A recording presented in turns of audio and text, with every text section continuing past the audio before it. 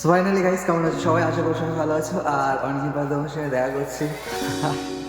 তোমাদের সঙ্গে অনেকদিন দেখা করা হয়নি, প্রায় 2 মাস হয়ে গেছে, তাই তো? সবাইকে জানাই হ্যাপি নিউ ইয়ার। বছরের শুরুতে সবাই ভালো থাকো, সুস্থ থাকো।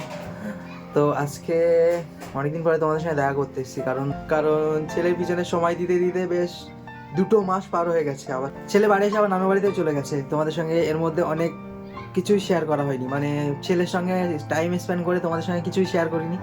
সবসময় ছেলের সঙ্গে থেকে তোমাদের কথাই ভুলে গেছিলাম প্রায়, কারণ ছেলে হয়েছিল অনেক টাফ ব্যাপার ছিল। তোমাদের সঙ্গে অত কিছু শেয়ার করিনি, কারণ খুব বিপদের মধ্যে আমাদের দিনটা গেছে সেই সময়টা। তারপর ছেলে হওয়ার পরে অনেক হ্যাপিতে দিন কাটছে, ওই জন্য তোমাদের সঙ্গে অনেক কিছু শেয়ার করা হয়নি। মানে ছেলে বাড়ি এসেছিল প্রায় 2 মাস হয়ে গেছে। তো সেই লাস্ট ভিডিও আপলোড করেছিলাম ছেলে বাড়ি আসার, তারপরে ভিডিও আপলোড করা হয়নি, তোমাদের সব কিছু মানে শেয়ার করা হয়নি, কিছুই শেয়ার করিনি। কারণ তো ভাবছি তোমাদের সঙ্গে কিছু একটু শেয়ার করি। ছেলে আবার চলে গেছে গত 2-3 দিন হচ্ছে, তো খুব মুড অফ লাগছে, ভালো লাগছে না। তো ভাবছি আবার তোমাদের সঙ্গে একটু সাক্ষাৎ করে দেখা করি।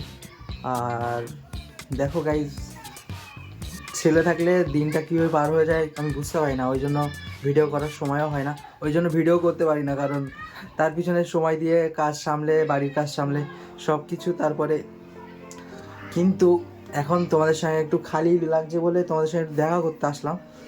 আর কী বলো, আর আজকে আমি যাচ্ছি একটু বেড়া চাপাতে। সকালে উঠে দোকানে গেছিলাম, আর তোমাদের সঙ্গে কিছু শেয়ার করা হয়নি, কারণ একটু ব্যস্ত ছিলাম, কাজের চাপও ছিল, কাজের চাপের কারণে তোমাদের সঙ্গে কথা বলা হয়নি। তো সকালে দোকানে গিয়ে এখন আমি বাড়িতে এসেছি, আর এখন আমি যাবো একটু বেড়া যাবো, একটা মিটিং আছে ওখানে, মিটিংয়ে একটু মিঠা আছে, তো সেখানে যাবো। তোমাদের সঙ্গে সব কিছু শেয়ার করছি, চলো দেখতে থাকো। তো এখন আমি গোসল করে রেডি হবো, রেডি হয়ে তোমাদের সঙ্গে দেখা করছি। সো গাইজ, আমি এখন রেডি হয়ে গেছি, আর এখন বাজে 1টা বাসে যাই, টাইম হয়ে গেছে 12 আর এখন আমি যাচ্ছি বাইরে, রেডি হয়ে গেছি। আর এই হলো আমার বাইক। তো ওখানে গিয়ে তোমার সঙ্গে দেখা করছি। খুব লেট হয়ে গেছে, 12তে একটু তাড়াতাড়ি হওয়ার দরকার ছিল, 12 আর এখন আমি রেখে চলে যাচ্ছি গাড়িটা, কারণ গাড়িতে অনেকটাই প্রবলেম হচ্ছে। আর এই যে দেখো পরিস্থিতি এখন এই অবস্থায়, কিছু করার নেই। আজকের কপালটাই খারাপ, একে তো লেট হয়েছে, তার উপরে গাড়িটা ভুগাচ্ছে খুব।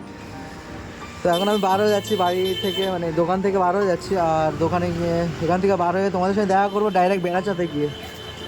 চলো দেখতে থাকো। আর আমি এখন যাবো ছোট্টু ভাইয়ের গাড়িতে।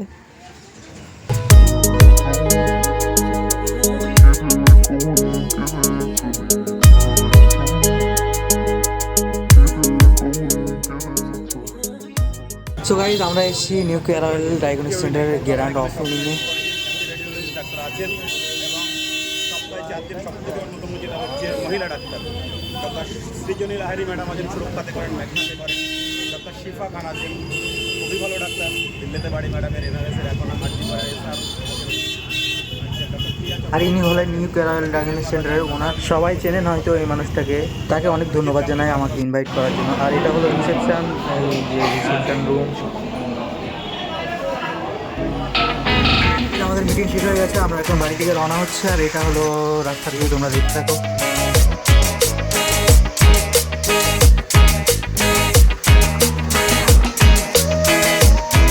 তো গাইজ, ভীষণ ঠান্ডা আজকে, অতিরিক্ত ঠান্ডা পড়ছে, মানে কি বলবো।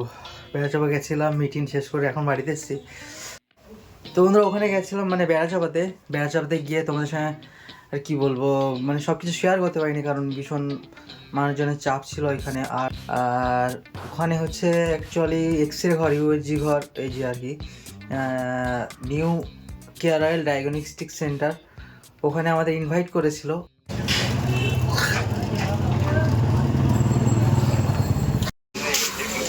এই ছোট্টদা, ঠান্ডা কেরাম পড়ছে? হ্যাঁ, কি কি ঠান্ডা? রোমান্টিক ঠান্ডা পড়ছে। Ow, ow, ow, ow. Ow, ow. চলো দেখে আসি। আমরা এখন হাঁটতে যাবো, আর এখন একটু মার্কেট ফাঁকা ফাঁকা আছে, মানে দোকানটা খালি খালি লাগছে, ওই জন্য ঘুরে আসি। আর এই সবাই বসে আছে এখানে, এই যে আমি এখানে। বন্ধুরা, তো আমি আর ছোটো ভাই এখন হাঁটতে গেছিলাম, হেঁটে এসে এখন ফিরেছি, এবার বাড়ি যাবো আর কি কিছুক্ষণ থেকে।